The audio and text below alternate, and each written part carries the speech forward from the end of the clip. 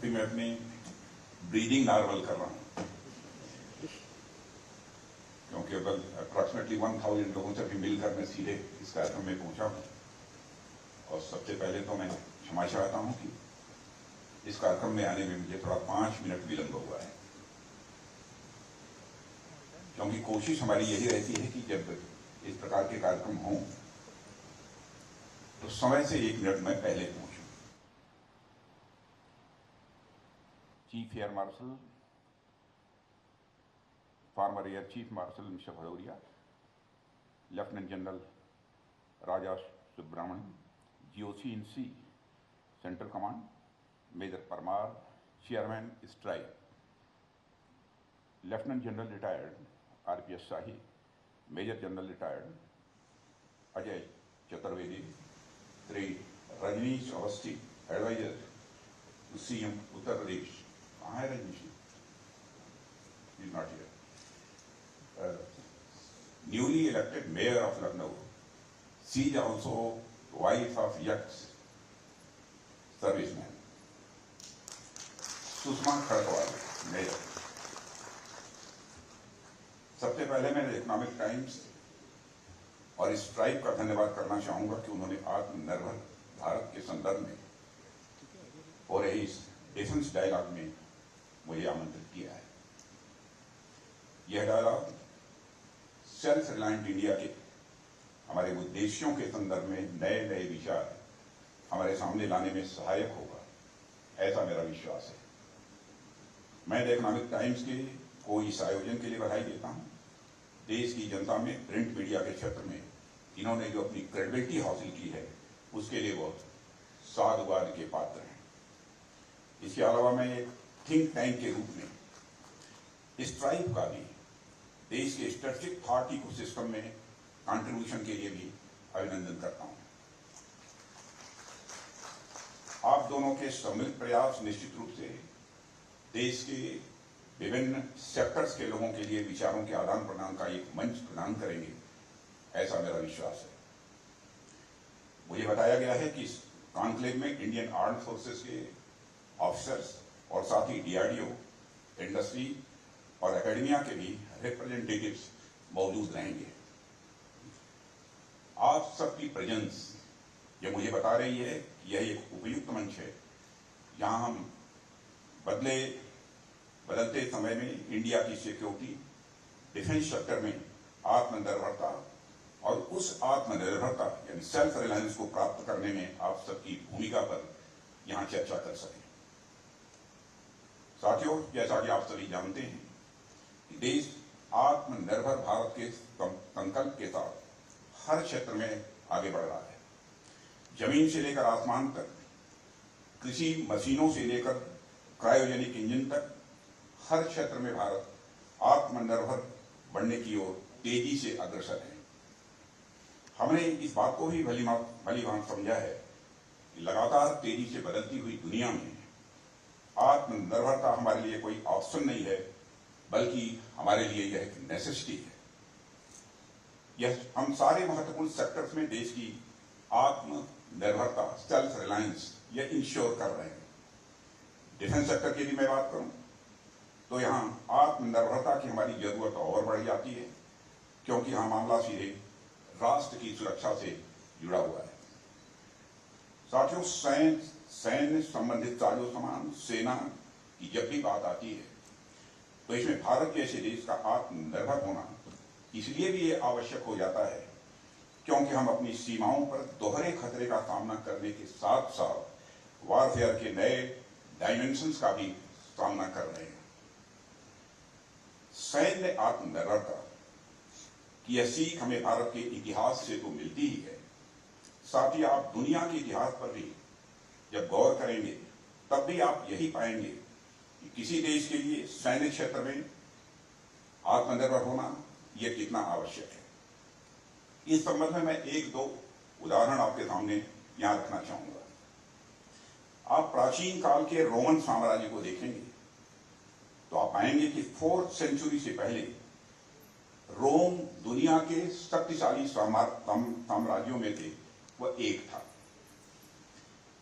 भूमध्य सागर के आसपास के समूचे क्षेत्रफल रोमन साम्राज्य यह फैला हुआ था। जाहिर सी बात है कि इतने विशाल साम्राज्य को संभालने के लिए एक विशाल सेना भी चाहिए थी। रोम के पास सेना भी बहुत विशाल थी, लेकिन उस सेना की एक खासियत थी, वह विशेषता यह थी कि लगातार युद्ध में उलझे हुए रहने के कारण रोम ने अपनी सेना में कई सारे विदेशियों को बारबेरियंस के रैंक पर भर्ती करना शुरू किया। आप सबको जानकारी है कि हम बारबेरियंस किनको कहते हैं। ये बारबेरियंस रोम से बाहर अलग अलग क्षेत्रों से आए हुए सैनिक थे।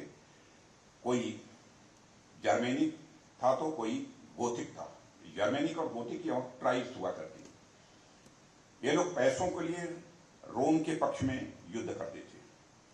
वर्तमान समय में जो मर्सनरीज, जिन्हें भाड़े का टट्टू कहते हैं, मर्सनरीज का कंसेप्ट है, वह इससे मिलता जुलता है। आप सब जानते होंगे कि मर्सनरीज एक ऐसी ग्रुपिंग होती है जो पैसे के लिए किसी भी देश के पक्ष में युद्ध करने को सदैव तैयार रहती है। वो बारबेरियंस भी एक प्रकार से मर्सनरीज थे। वह लोग पैसों के लिए रोम के पक्ष में युद्ध लड़ते थे। उनकी निष्ठा सिर्फ पैसे के लिए थी। उनकी निष्ठा रोम के प्रति नहीं थी और न ही उनकी निष्ठा रोमन साम्राज्य की जनता के प्रति थी। अंदर से तो ये लोग जर्मेनिक या गोथलिक ही थे। इसलिए इस निष्ठा के भाव में रोम की सेना में धीरे धीरे डिसिप्लिन जो होनी चाहिए आर्मी में, वह कम होती चली गई। वो बारबेरियंस कई बार रोमन सेनापतियों की बातों को भी अनसुनी कर देते थे। उसके बाद वही हुआ जो होना था। इस इंटरनल कॉन्फ्लिक्ट ने धीरे धीरे साम्राज्य को पूरी तरह से कमजोर किया, जिसकी परिणति रोमन साम्राज्य के पतन के रूप में हुई। इतना विशाल साम्राज्य केवल सेना की कमजोरी के कारण ही पूरी तरह से तबाह हो गया। कहना मैं ये चाहता हूं साथियों कि किसी भी समाज, राष्ट्र या साम्राज्य का अपनी सुरक्षा के लिए दूसरे लोगों पर निर्भर रहना, यानी पर निर्भर रहना, किसी भी दृष्टि से उचित नहीं होता है। किसी दूसरे की बाजुओं की ताकत की बदौलत हमें एक बार को अपने घर की दीवारें तो खड़ी कर सकते हैं, पर आजीवन घर को सुरक्षित रखने के लिए हमें अपनी बाजुएं ही मजबूत करनी होती हैं, यानी हमें आत्मनिर्भर ये बनना होता है। ठीक उसी प्रकार का उदाहरण हमें मध्य एशिया में भी देखने को मिलता है। जब मध्य एशिया के अरब क्षेत्र में इस्लामिक अब्बासी खिलाफत का साम्राज्य या अब्बासियों का साम्राज्य था, अब्बासी खिलाफत का साम्राज्य फैला हुआ था। अब्बासी काल के दौरान उनकी सेना बहुत ही संगठित थी, वह मजबूत थी। अपनी इसी सेना की मजबूती के बल पर उन्होंने धीरे धीरे अपने साम्राज्य का विस्तार भी करना शुरू किया। विस्तार करते करते अरबों का वह साम्राज्य एक समय टर्की तक पहुंच गया। साम्राज्य के विस्तार में धीरे धीरे अब्बासियों के अंदर एक महत्वाकांक्षा को बढ़ाया। उन्होंने सोचा कि कुछ और एरिया को हम अपने अधीन कर लेते हैं और अपनी उसी बढ़ी हुई महत्वाकांक्षा को पूरा करने के लिए अब्बासी शासकों ने अपनी सेना की संख्या भी बढ़ानी शुरू की। उसने सेना में तुर्कों को भी भरना शुरू कर दिया। धीरे धीरे सेना में तुर्क अर्थात गैर अरब सैनिकों की संख्या भी लगातार बढ़ती चली गई। इससे सेना के अंदर तुर्कों और अरबों के बीच भी एक कॉन्फ्लिक्ट स्वाभाविक रूप से जो पैदा होना चाहिए वह पैदा हुआ। धीरे धीरे वह कॉन्फ्लिक्ट वर्चस्व के संघर्ष में बदल गया, जो अंत में अब्बासी खिलाफत साम्राज्य को भी ले डूबा। इस हिस्ट्री से भी आप अच्छी तरह परिचित होंगे और यह घटना हमें बताती है कि हमारी असली ताकत हमारी अपनी सेनाएं ही हो सकती हैं।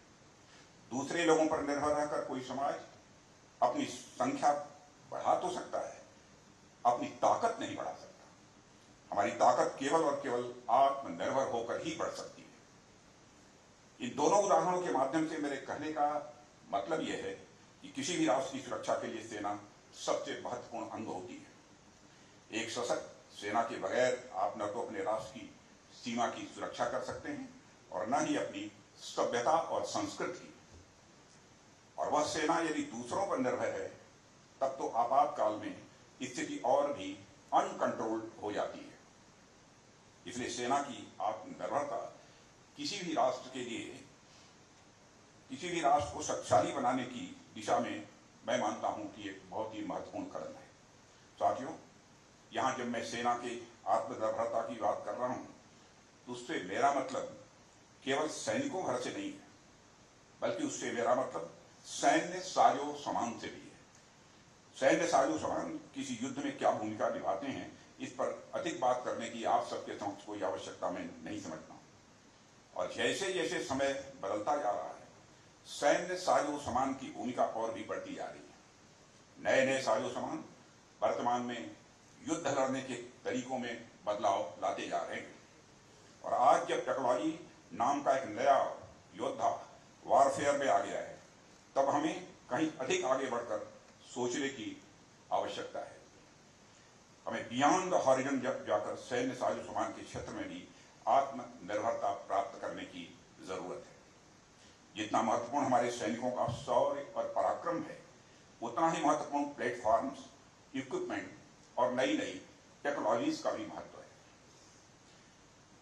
साथियों, हमने अतीत में देखा है जहां एक विशाल लॉयल आर्मी होने के बावजूद कई छोटे बड़े साम्राज्यों का विघटन हो गया। आप आधुनिक भारत में देख सकते हैं, जब अंग्रेज पूरे भारत में अपना साम्राज्य का विस्तार कर रहे थे तो ऐसा नहीं था कि भारतीय रजवाड़ों के पास सेना नहीं थी। भारतीय रजवाड़ों के पास कुछ रजवाड़े तो ऐसे थे जिनके पास बहुत बड़ी सेना थी। भारत में छोटे बड़े कई राजा थे। रियासतों, कुछ प्रमुख रियासतों की हिस्ट्री से भी आप अच्छी तरह परिचित होंगे। उनके पास एक विशाल और एक लॉयल आर्मी भी थी, लेकिन इसके बावजूद वे सभी सिर्फ रक्षा साजो सामान के कारण अंग्रेजों से मात खा गए। ऐसा नहीं है कि भारतीय रजवाड़ों के प्रयास नहीं किया। उन्होंने फ्रांस, स्पेन और जर्मनी से कई सारे हथियार इंपोर्ट भी किए, लेकिन चूंकि वह हथियार इंपोर्टेड थे, इसलिए उसके लिए प्रॉपर ट्रेनिंग और इंजीनियरिंग की भी आवश्यकता थी। वे उन रजवाड़ों के खुद के द्वारा निर्मित हथियार नहीं थे। अगर उन्होंने खुद अपनी क्षमता से वह हथियार डेवलप किए होते तो उसकी अच्छे से अच्छे इंजीनियरिंग कर पाते और साथ ही अपने सैनिकों को इसकी प्रॉपर ट्रेनिंग भी वह दे पाते, लेकिन वह ऐसा नहीं कर पाए। और यही कारण था कि उन्होंने हर क्षेत्र में अंग्रेजों से हार का उन्हें सामना करना पड़ा। और आजाद भारत का ही उदाहरण ले लें, 1971 के बाद में जब हमें साजो सामान की सबसे अधिक जरूरत हुई तो हमें साजो सामान देने से इनकार कर दिया गया और हमें दूसरा रास्ता खोजना पड़ा। मैं उन कंट्रीज का नाम नहीं लेना चाहता हूं जिनसे हम लोगों ने रिक्वेस्ट की थी। कारगिल वार का उदाहरण लीजिए। जिस समय हमारी सेनाओं को साजो सामान की सख्त जरूरत हुई, उस समय वे देश हमें शांति का पाठ पढ़ाने लगे। जो ट्रेडिशनली हमें हथियार सप्लाई करते आ रहे थे, उन्होंने भी मना कर दिया। कहने का मतलब यह है कि जब कोई देश जरूरत के समय पीठ दिखा दे तो कोई भरोसा नहीं है। इसलिए अपने आप को मजबूत करने के अलावा हमारे पास कोई दूसरा विकल्प है ही नहीं। जॉर्ज सांटियाना या फिलासफर थे, जिनके बारे में आपने सुना होगा। उन्होंने बहुत जो बात कही थी वो बहुत ही प्रसिद्ध है, बहुत ही फेमस है कि those who forget their history are condemned to repeat it. Again, I would like to repeat it. Those who forget their history are condemned to repeat it. इसलिए इतिहास से जो अपने इतिहास की दी हुई सीख को भूल जाते हैं, उन्हें परेशानियों का दोबारा सामना करना पड़ता है। इसलिए इतिहास से सीख लेते हुए वर्तमान समय की सबसे बड़ी आवश्यकता है कि सेना के साथ साथ रक्षा संबंधी साजो सामान भी हमारे स्वयं के बनाए हुए हैं। इंपोर्टेड साजो सामान की अपनी सीमाएं होती हैं और कई बार ऐसी स्थिति भी आ सकती है कि आप किसी भी देश से कोई हथियार खरीदें और जब विषम परिस्थितियों में आप उन हथियारों का उपयोग करना चाहें तो दूसरी कंट्री अपने हथियारों को किसी सिस्टम के सहारे ब्लॉक कर दे। साथ ही आज अधिकांश हथियार इलेक्ट्रॉनिक सिस्टम्स वाले आ रहे हैं। तो क्या इस संभावना से इनकार किया जा सकता है क्या कि जो इक्विपमेंट या प्लेटफॉर्म हम प्रयोग में ला रहे हैं उसमें ऐसे चिप्स या अदर सिस्टम्स फिट किए गए हों जो उल्टा हमारी पोजीशन या अन्य सेंसिटिव इंफॉर्मेशन दुश्मनों तक पहुंचा रहे हैं। इंपोर्टेड हथियार आपके पास कुछ शर्तों के साथ आते हैं जो एक सॉवरेन नेशन के लिए उचित नहीं है। इसलिए देश की सॉवरेंटी की रक्षा के लिए अगर हमें सबसे एडवांस टेक्नोलॉजी वाले इक्विपमेंट या प्लेटफॉर्म चाहिए तो उसका डेवलपमेंट हमें अपने देश में ही करना होगा। इसके लिए दूसरे देश पर निर्भर लंबे समय तक नहीं रहा जा सकता है। साथियों, आप सभी यहाँ इंटेलेक्चुअल्स बैठे हुए हैं, देश दुनिया की जानकारी रखने वाले लोग आप सब यहाँ पर बैठे हुए हैं। एक चीज आपने गौर किया होगा कि दुनिया में क्या एक भी देश ऐसा है जिसका अपना मिलिट्री इंडस्ट्रियल बेस न हो और वह ग्लोबल पावर हो? एक भी देश आपको दुनिया में नहीं मिलेगा। मैं नाम नहीं लेना चाहूंगा, पर अनेक कारणों से उन देशों के पास अकूत धन संपत्ति हो सकती है। वे धन के बदले अत्याधुनिक इंपोर्टेड हथियारों का जखीरा खड़ा कर सकते हैं।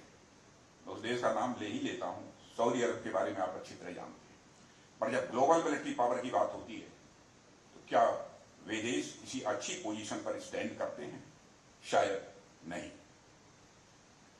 इसलिए ग्लोबल लेवल पर हमें अगर मिलिट्री पावर बनना है तो डिफेंस मैन्युफैक्चरिंग सेक्टर में सेल्फ रिलायंट होने के अलावा हमारे पास दूसरा और कोई विकल्प शेष नहीं बचता है। अगर हम डिफेंस मैन्युफैक्चरिंग के क्षेत्र में आत्मनिर्भर होंगे तो इससे कई सारे फायदे होंगे। इससे हमारी सेना तो आत्मनिर्भर होगी ही, लेकिन इसके अलावा भी उसके अन्य कई लाभ हैं। एक तो इंपोर्ट पर हमारा जो खर्च है वह कम होगा, और दूसरा अगर हम अपने देश में हथियार तैयार करेंगे तो इससे हमारे सिविल सेक्टर्स को भी निश्चित रूप से बहुत फायदा पहुंचेगा।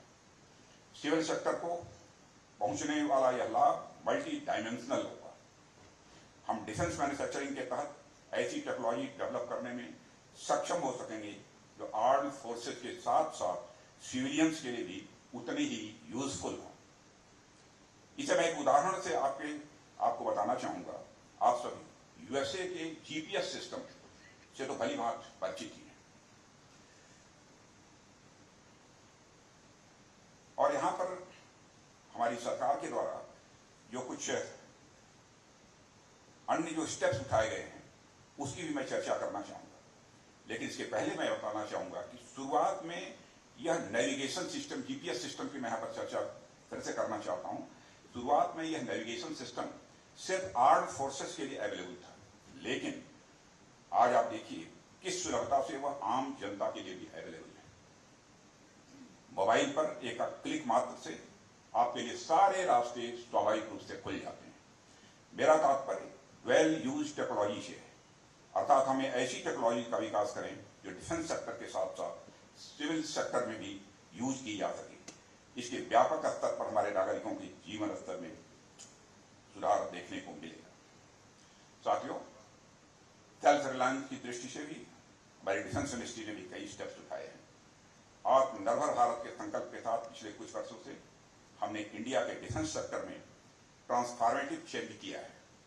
और क्या क्या ट्रांसफॉर्मेटिव चेंजेस हमने किए हैं वो मैं कुछ बातें आपके सामने रखना चाहूंगा। आप में से अधिकांश लोग उससे परिचित ही होंगे।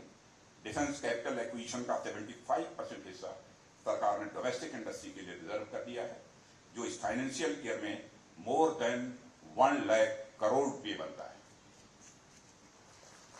डिफेंस रिसर्च एंड डेवलपमेंट के लिए एलोकेटेड फंड का 25% हमने industry led research and development के लिए भी डेडिकेट कर दिया है।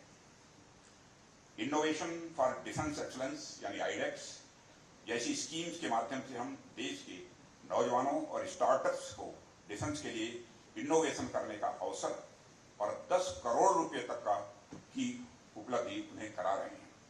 और इसी प्रकार टेक्नोलॉजी डेवलपमेंट फंड यानी इसे टीडीएफ कहते हैं, टीडीएफ के माध्यम से भी हम डिफेंस सेक्टर में इनोवेशन को बढ़ावा देने का भरपूर प्रयास कर रहे हैं। मेक स्कीम्स के तहत सरकार वेंडर्स को नए प्लेटफॉर्म्स के डेवलपमेंट के लिए आर्थिक मदद भी उपलब्ध करा रही है। डिफेंस सेक्टर में प्राइवेट कंपनी की हिस्सेदारी बढ़ाने के लिए हमने लाइसेंस प्राप्त करने की का जो प्रोसेस है उसको भी काफी हद तक सिंप्लीफाई कर दिया है, और डिफेंस आइटम्स के एक्सपोर्ट को बढ़ाने का भी हम लोग प्रयास कर रहे हैं। अगर मैं एक्सपोर्ट की बात करूं, आज से 8-9 साल पहले डिफेंस इक्विपमेंट का एक्सपोर्ट जहां कुल जमा 2000 करोड़ के आसपास था या उतना भी नहीं पूरा हो पाया था, वह आज मोर देन 16,000 करोड़ हो गया है। और कुछ साल नहीं बल्कि कुछ ही महीनों के अंदर में जो बातचीत चल रही उस आधार पर मैं कह सकता हूं कि हमारा ये export approximately more than 20,000 crore तक पहुंच जाएगा। साथियों, अभी तो हमने इस दिशा में बस कदम ही बढ़ाया है कि हमारे सामने बहुत सारे सकारात्मक परिणाम आने प्रारंभ हो गए हैं। रक्षा क्षेत्र में आत्मनिर्भरता यह देश की इकोनॉमी को तो मजबूत बना ही रही है, इसके साथ ही यह देश में एक साइंटिफिक टेम्परामेंट भी डेवलप कर रही है। हमारे बच्चे साइंटिफिक अप्रोच की तरफ उन्मुख हुए हैं। यह आत्मनिर्भरता हमारे लिए हर दृष्टिकोण से लाभदायक सिद्ध हो रही है। यहाँ कई इंपॉर्टेंट सेक्टर्स के अच्छे लोग, जानकार लोग बैठे हैं, इंपॉर्टेंट लोग बैठे हैं। आर्म्ड फोर्सेस, इंडस्ट्रीज, एकेडमिया और रिसर्च एंड डेवलपमेंट से संबंध रखने वाले आप सभी लोगों से मैं ये अपील करना चाहूंगा कि आइए हम एक साथ मिलकर रक्षा क्षेत्र में आत्मनिर्भर भारत के अपने संकल्प को पूरा करें। वैसे तो हम इस दिशा में प्रयास शुरू कर चुके हैं, लेकिन हमें अपने प्रयासों को और अधिक गति देने की आवश्यकता है। हमने उत्तर प्रदेश और तमिलनाडु में डिफेंस कॉरिडोर के माध्यम से डिफेंस मैन्युफैक्चरिंग के लिए एक इनेबलिंग एनवायरनमेंट भी तैयार किया है। यूपीडीआईसी के बारे में मैं देख रहा था, यहां पर मिशन मोड में काम चल रहा है।